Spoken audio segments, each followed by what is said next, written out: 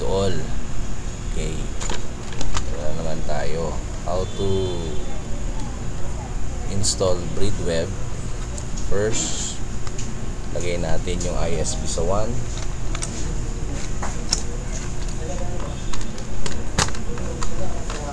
Then lagay natin yung sa LAN 1 from your computer to your CTE kaya CPT. Yan.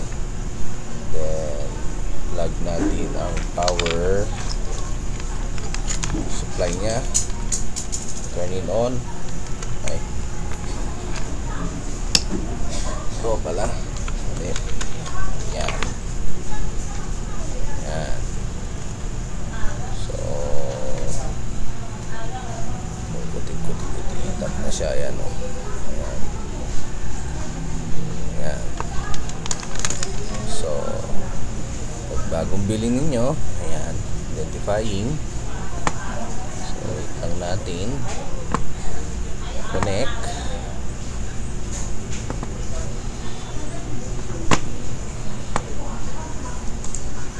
Then open tayo ng browser. Ang default nya is 1.1.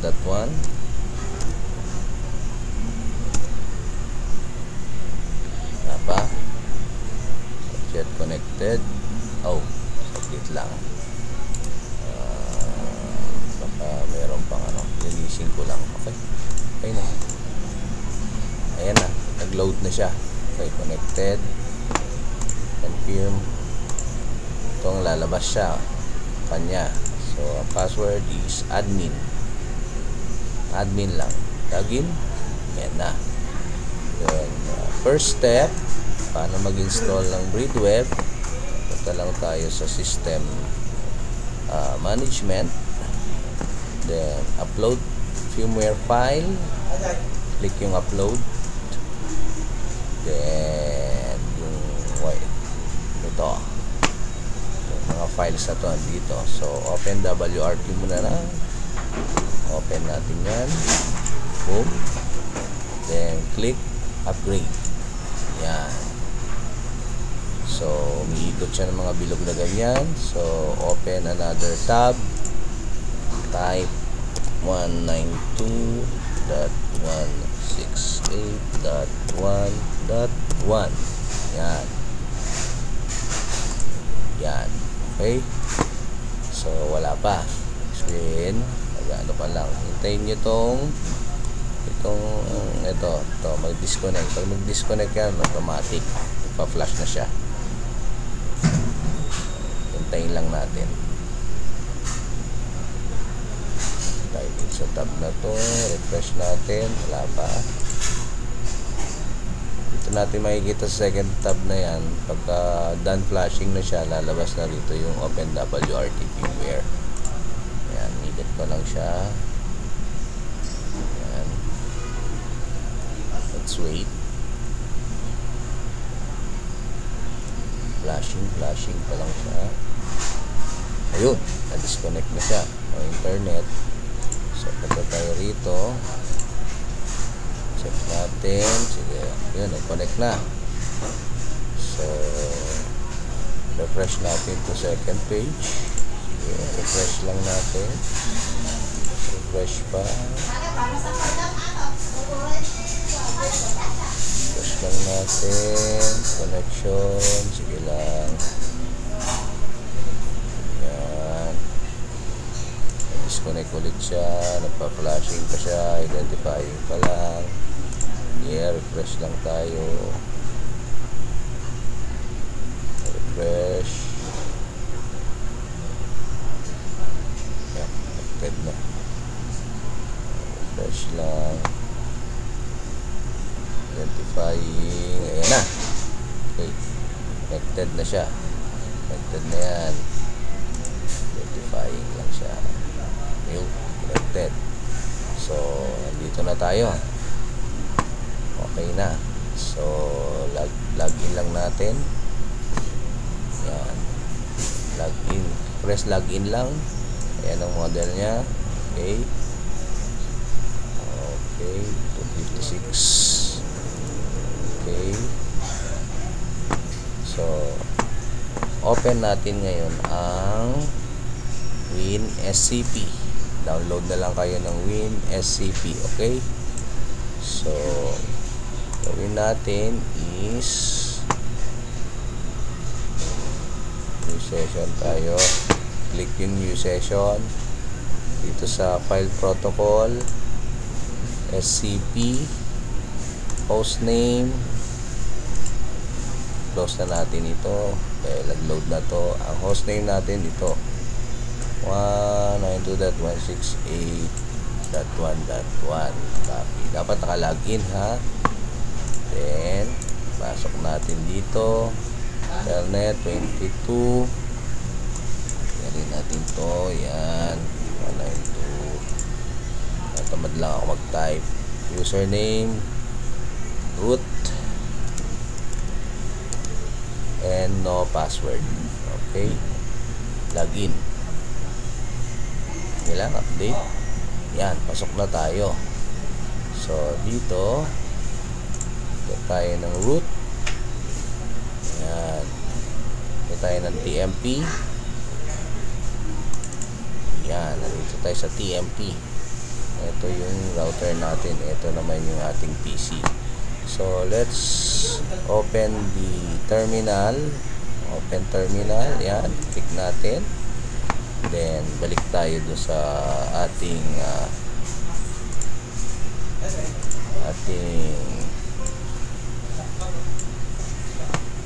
folder.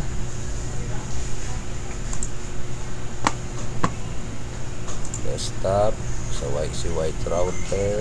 Asa na yan? Yan. So tayo sa JB files. Open natin tong jb.txt. Yan. Okay, copy and paste lang natin number 1 dito, obkg rw. Copy natin, paste lang natin dyan, then execute. Hintayin lang natin to, ha. Marami siyang ida-download. Okay, wait lang natin. Yan. Okay.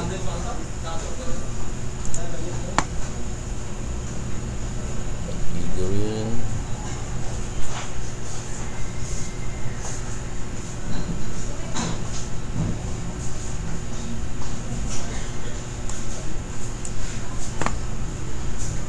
So tapos, kailangan may internet pa, nakakonect kayo sa internet.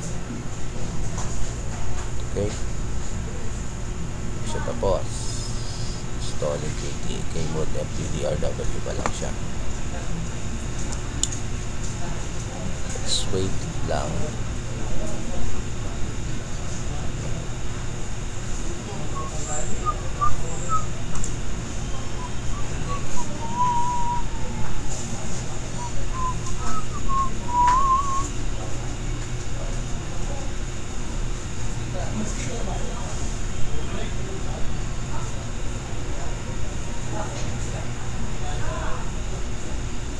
Ayan, kaya lang natin. Downloading pa lang yan. Wala pang fast. Okay.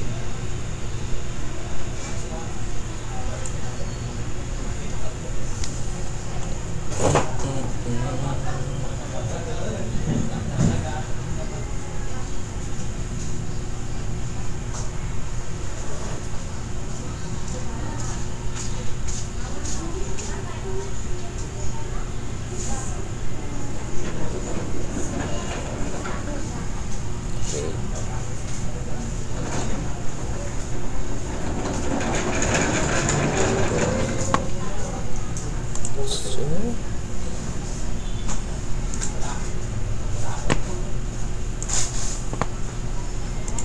matagal siya.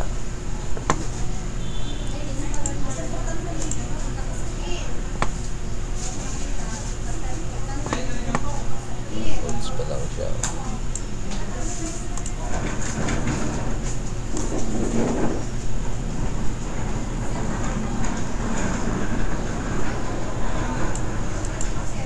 Siya nag-pass. So kung ganitong matagal dito, pwede natin munang i-close yan. download kayo ng PuTTY. Open natin. Yan, ilagay natin si 192.168.1.1. yan, open mo lang siya.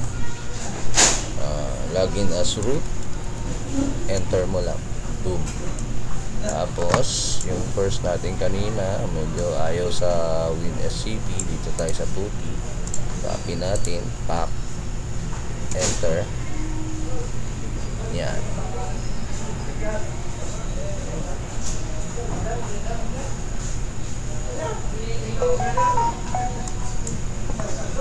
yun, done kagad, diba? Okay, after that, second, ito, ins mode,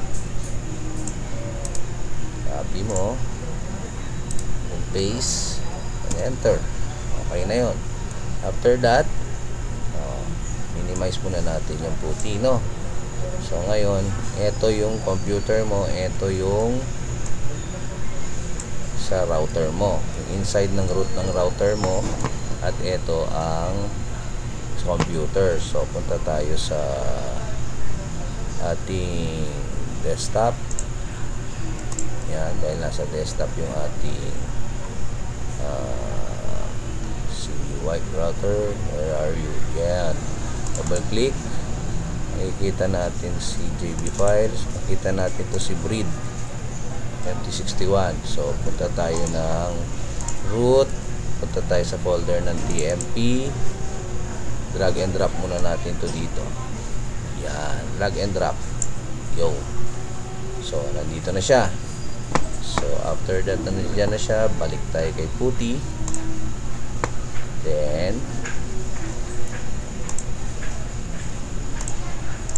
Then proceed na tayo sa number 3. Yan, copy mo lang yan. Then paste. And then pag press natin ng enter na to, magdi-disconnect lahat yan. Okay, enter, boom, done. Nag-reboot na siya. Close na natin yan, close na natin ang PuTTY. Okay, close na rin natin to. Close na natin yung SCP na yan. Close na natin yan. Wait natin na mag-reboot. Re-rebooting siya. Ayan, rebooting, identifying. Okay, then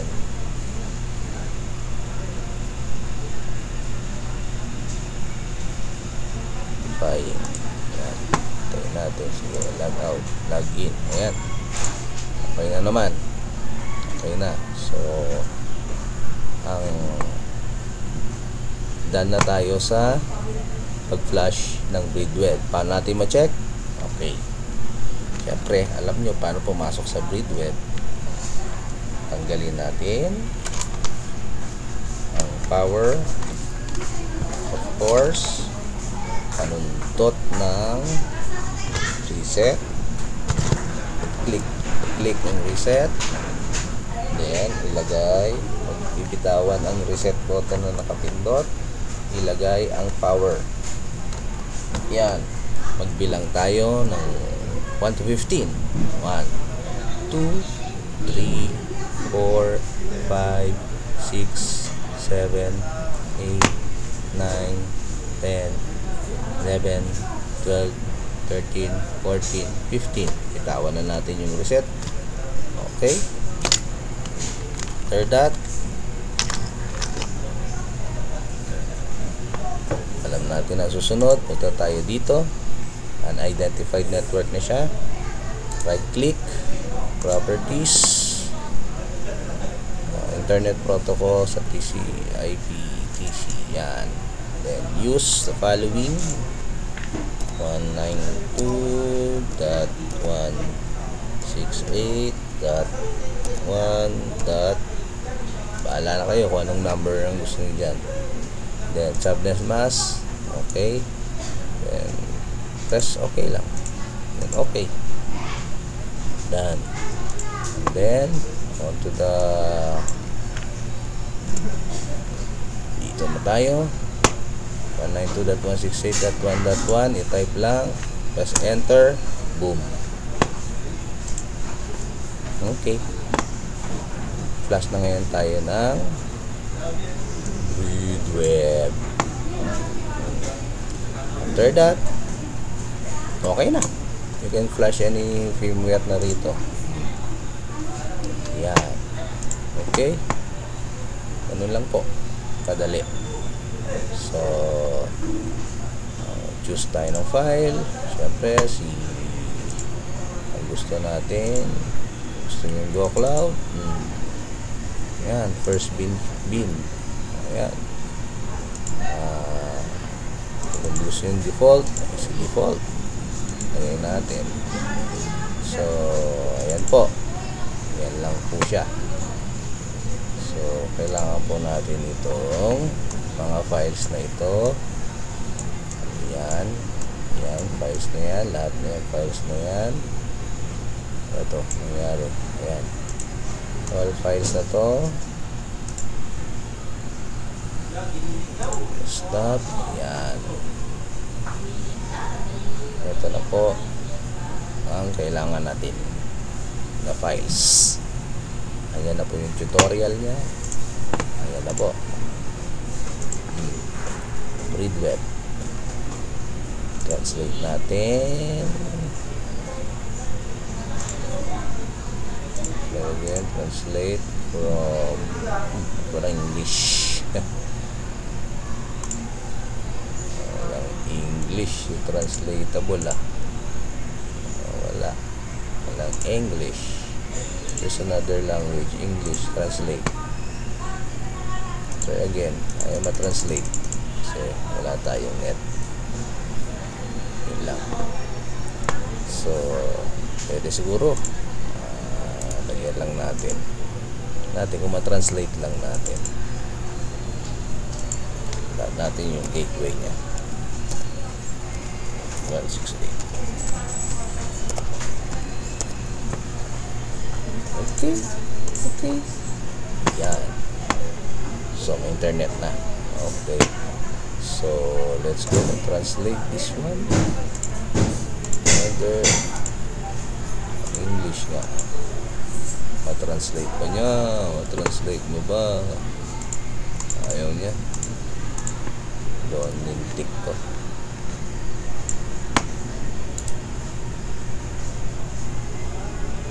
Translate selection.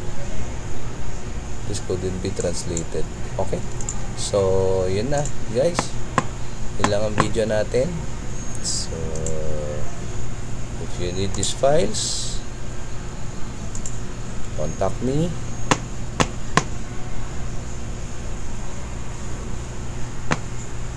Lagay ko na sa description kung saan nyo ako mako-contact. Ngayon, kung paano mag-flash ng mga GoCloud or whatever, ilagay ko sa description yung previous na upload ko na video. Ando doon na lahat yung tutorial paano ko mag-flash ng firmware. Dito lang naman. Yan. Ayan na si GoCloud. Bam. Ando na lahat dun sa aking